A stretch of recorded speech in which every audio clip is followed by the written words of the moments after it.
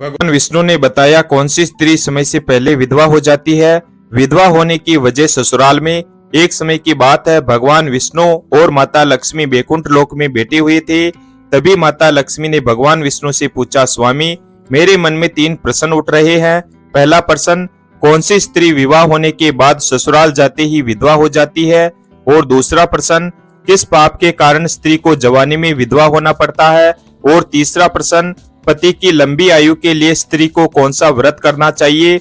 फिर भगवान विष्णु ने कहा, हे देवी लक्ष्मी, मैं तुम्हें तुम्हारे तीनों प्रश्नों के उत्तर एक छोटी सी कथा के माध्यम से दूंगा। हे देवी, आप इस कथा को पूरी सुनना, क्योंकि आधा अधूरा ज्ञान किसी काम का नहीं होता है। माता लक्ष्मी ने कहा, हे स्वामी, मैं आपको वचन देती हूँ कि इस कथा को मैं ध्यान से और पूरी अवश्य सुनूंगी। आप कथा सुनाना आरंभ कीजिए। फिर भगवान विष्णु ने कहा, हे देवी लक्ष्मी, प्राचीन समय की बात है। अवंतिका नगरी में एक पंडित रहता था। वह पंडित पूर्व जन्म में एक क्षत्रिय था, जिसका नाम महिपाल था। उसके माता पिता बचपन में ही गुजर गए थे। उसका पालन पोषण एक साधु ने किया और शिक्षा ग्रहण करने के बाद वह राज सेवा में सैनिक का कार्य करने लगा। अभी तक उसका विवाह न होने के कारण उसकी कोई संतान भी नहीं थी। वह जो कुछ भी धन कमाता था वह उसे सेना के भंडार में जमा करता था। फिर एक दिन गिरधर नामक युवक उस सेना में भर्ती हुआ। फिर भगवान विष्णु ने कहा, हे देवी, पहले ही दिन गिरधर महिपाल के साथ दोस्ती करता है।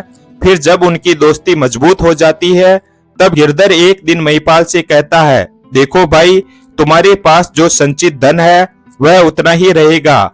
अगर तुम वह धन मुझे दे दो तो मेरे पिताजी एक व्यापारी है, हम इसे व्यापार में लगा देंगे और जो भी मुनाफा होगा उससे हमारा कारोबार और अधिक बढ़ जाएगा। तब मैं तुम्हें तुम्हारा धन ब्याज सहित वापस कर दूंगा और जब भी तुम्हें धन की आवश्यकता होगी उस समय तुम मुझसे मांग लेना। फिर भगवान विष्णु ने कहा, हे देवी लक्ष्मी, इस तरह महिपाल अपना सारा धन गिरधर को व्यापार में लगाने के लिए दे देता है। फिर गिरधर उस धन को व्यापार में लगा देता है। व्यापार में सफलता मिलने लगी और वृद्धि होने लगी। फिर धीरे धीरे समय बीतता गया। फिर एक दिन जब महिपाल ने अपना धन उससे वापस मांगा तब वह बहाना बनाते हुए बोला, कुछ दिन और रुको मित्र। फिर गिरधर अपने घर जाकर सोचने लगा कि अगर मैंने महिपाल को धन वापस दे दिया तो मैं क्या करूंगा, मेरा व्यापार तो बंद हो जाएगा। फिर कुछ दिनों के बाद गिरधर को पता चलता है कि सेना में लड़ाई शुरू हो गई है। दूसरे राज्य के लोग उस राज्य पर हमला कर रहे हैं और महिपाल उनसे डटकर मुकाबला कर रहा है। फिर भगवान विष्णु ने कहा, हे देवी लक्ष्मी, तब गिरधर ने सोचा कि यही सही मौका है महिपाल को ठिकाने लगाने का। तभी गिरधर सेना के सेनापति के पास जाता है और कहता है, आप महिपाल का काम तमाम कर दीजिए, मैं आपको मोह मांगा धन दूंगा।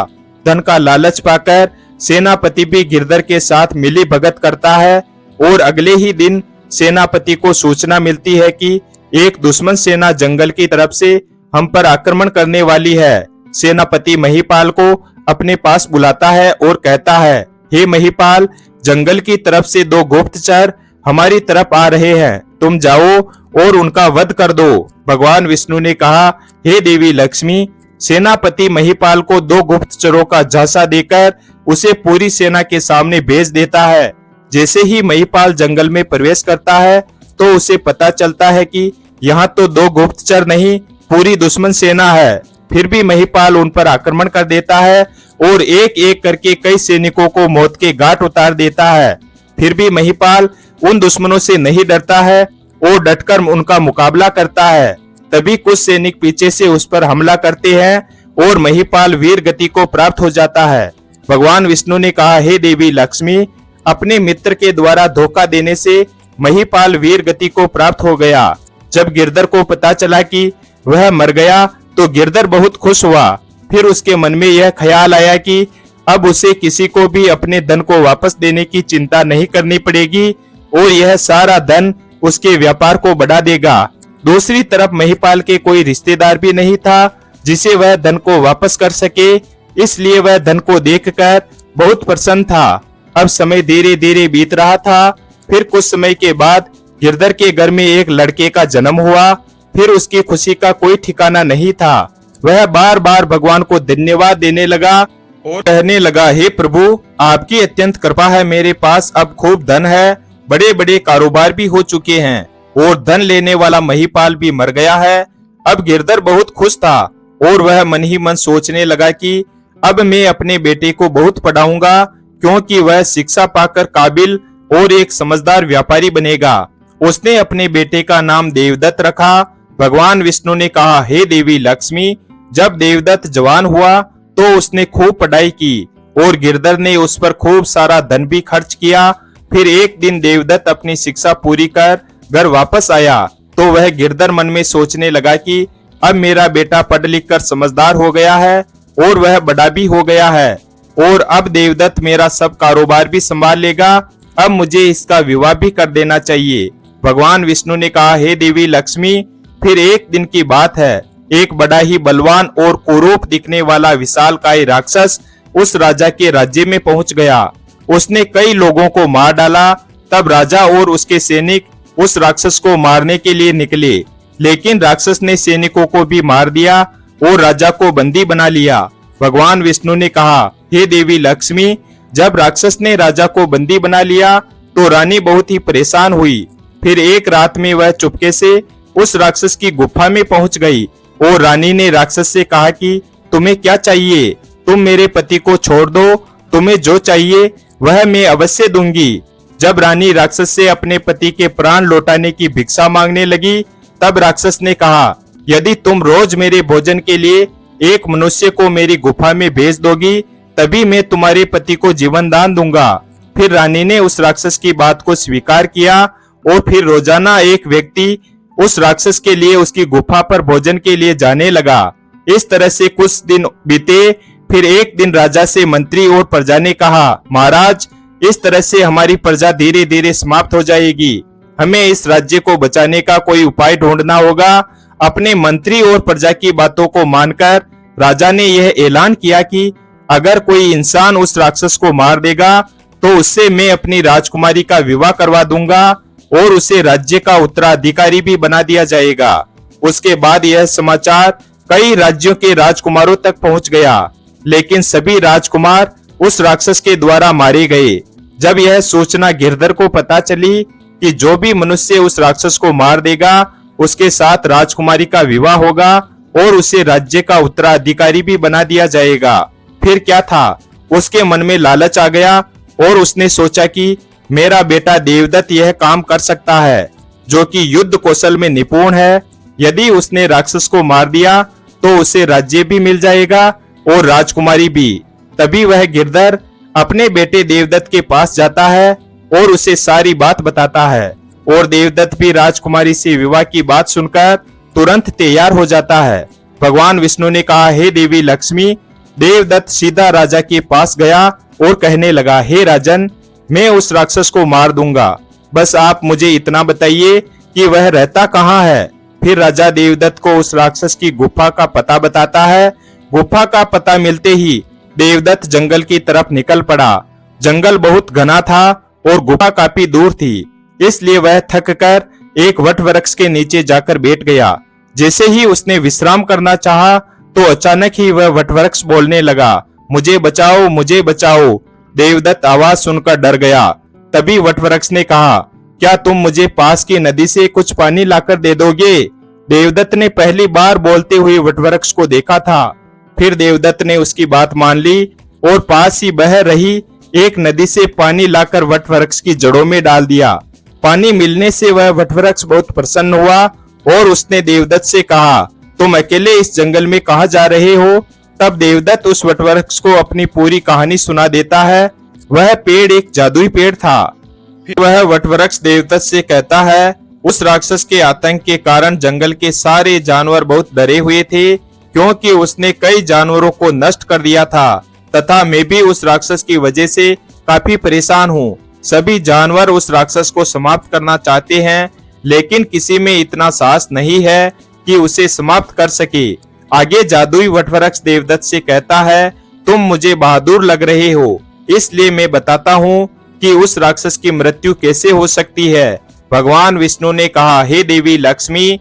तब जादुई वटवृक्ष देवदत्त से कहता है, मेरे अंदर शिव जी का एक लिंग और दिव्य त्रिशूल है जो स्वयं भगवान परशुराम ने रखा था। अगर तुम 108 बार ओम नमः शिवाय मंत्र का उच्चारण करो तो तुम्हें मेरे भीतर का दिव्य त्रिशूल प्राप्त होगा।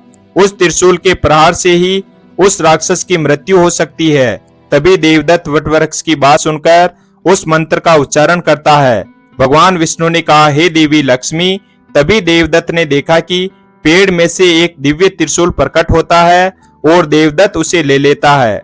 वह त्रिशूल मिलने पर देवदत्त गुफा की ओर निकल पड़ा। फिर थोड़ी दूर चलने के बाद उसने देखा कि वहां पर पेड़ों की संख्या बहुत कम है और जंगली जानवर भी वहां पर नहीं है। देवदत्त को समझ में आ गया कि गुफा यहीं कहीं आसपास है और थोड़ी देर खोजने के बाद देवदत्त को वह गुफा दिखाई देती है।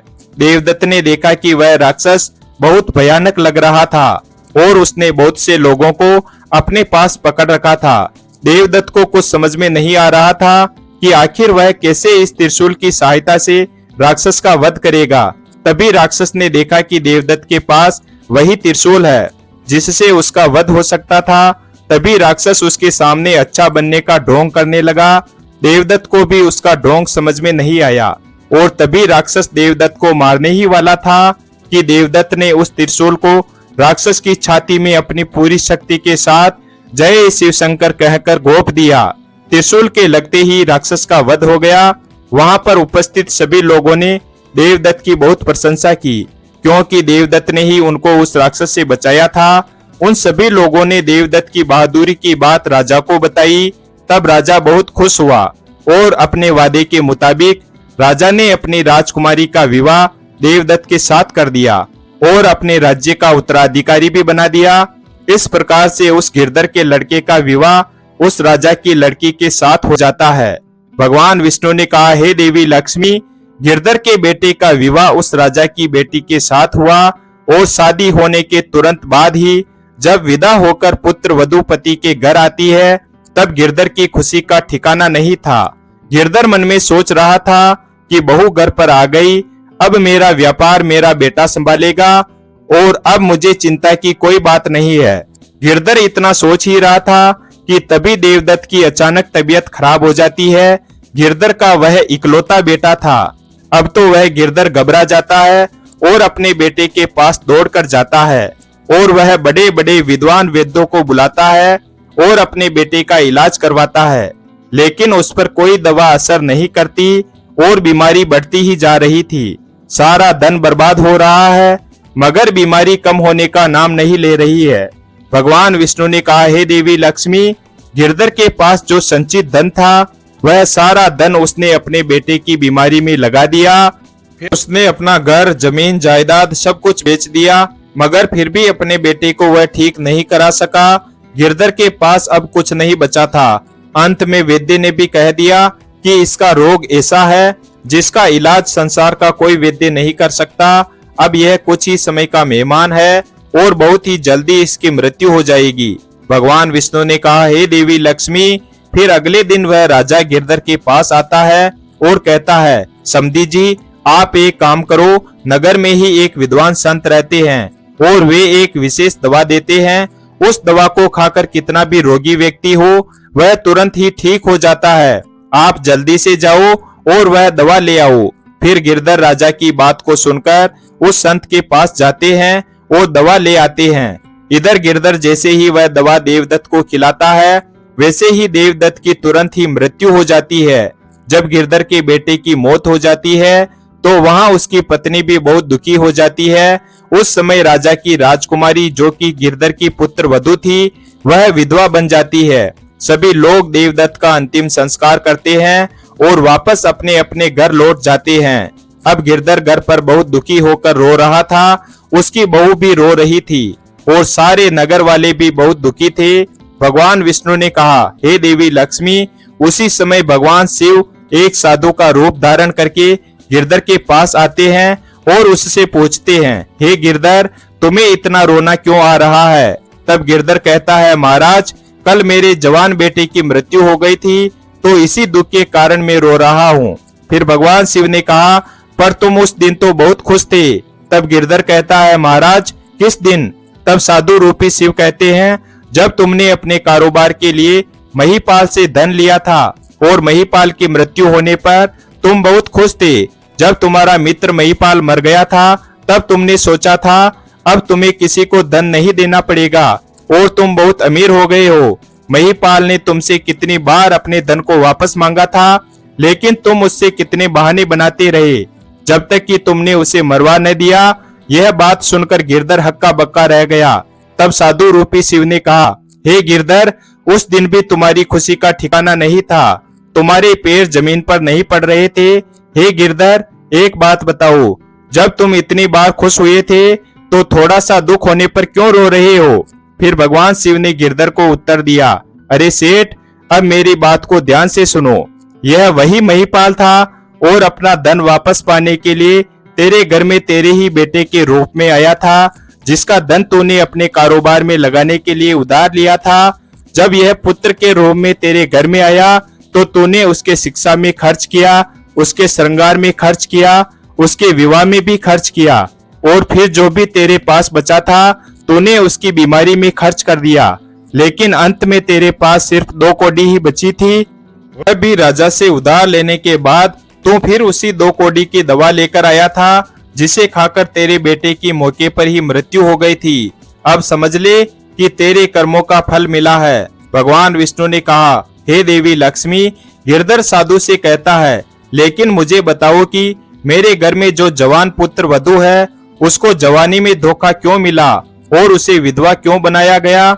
आप बताओ, उसके साथ ऐसा क्यों हुआ? उसने कैसे देवदत्त के साथ धोखा किया था? उसके क्या गुनाह थे जो उसे विधवा बनना पड़ा? गिरधर की बात सुनकर भगवान शिव ने कहा, देखो, जो तुम्हारी बहू है, जो राजा की बेटी थी, वह पूर्व जन्म में वही सेनापति था जिसने महिपाल को धोखे से युद्ध में भेजा था। उसने महिपाल के साथ धोखा किया और उसे युद्ध में मरवा दिया था। यही उसके कर्मों का परिणाम है। भगवान विष्णु ने कहा, हे देवी लक्ष्मी, तुम्हारा पहला प्रश्न था कि कैसे कोई स्त्री शादी के बाद ससुराल में जाते ही विधवा हो जाती है। जो भी मनुष्य जिस प्रकार का कर्म करता है उसे वैसा ही उसका परिणाम निश्चित रूप से मिलता है। जब एक महिला अपने पसंदीदा साथी को पसंद करती है, चाहे वह कैसा भी हो, और फिर वह उसे धोखा देती है, उसे ठगती है और अपने धर्म का पालन नहीं करती है, तो यह निश्चित है कि यदि वह किसी को बचपन में धोखा देगी तो उसे भी बचपन में ही धोखा मिलेगा। यदि वह जवानी में धोखा देगी तो वह भी जवानी में ही धोखा खाएगी। हर एक प्राणी को अपने कर्मों का फल भोगना ही पड़ता है। हे देवी, आपका दूसरा प्रश्न था कि किस पाप के कारण स्त्री जवानी में विधवा होती है। जो स्त्री अपने पिता से या पति से बार बार धोखा करती है या उनके पीठ पीछे पराये पुरुषों से संबंध रखती है, वह जवानी में ही विधवा होती है। हे देवी, आपका तीसरा प्रश्न था कि कौन सा व्रत करने से पति की आयु लंबी होती है। तो ध्यान से सुनो, जो भी स्त्री हर सोमवार को शिवलिंग की पूजा करती है, जल चढ़ाती है और नित्य पति की सेवा करती है, उसका पति लंबी आयु पाता है। और जो भी स्त्री मनवांचित पति की कामना करती है या मनवांचित फल को पाना चाहती है, उसे हर दिन शिवलिंग पर जल चढ़ाना चाहिए और जल देते समय 108 बार ओम नमः शिवाय मंत्र का जाप करना चाहिए। वीडियो अगर पसंद आया हो तो वीडियो को लाइक और हमारे चैनल शिव भक्त को सब्सक्राइब करें और अपने दोस्तों के साथ शेयर करें। धन्यवाद। और कमेंट बॉक्स में जय श्री कृष्णा अवश्य